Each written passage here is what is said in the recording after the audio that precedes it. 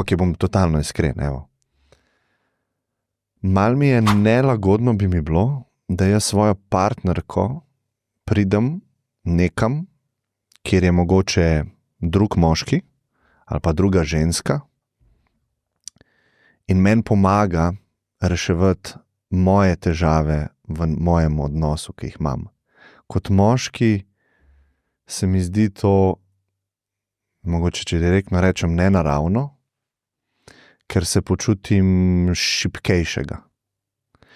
In ne vem, koliko moških to pove na takih seansah, ampak če ste rekli, dostikrat inicira ženska terapijo in potem on pač zraven pride, ker se vda. Ampak jaz čutim eno tako, šibkost v temu. Jaz nisem sposoben svojega odnosa ali voditi, ali biti v njemu na bolj zdrav način in rabim enega drugega moškega, da pomaga nama. Če pa na drugi strani ženska terapevtka, se mi zdi pa še bolj, zdaj imam dve ženski in mene tukaj na nek način popravlja, ne.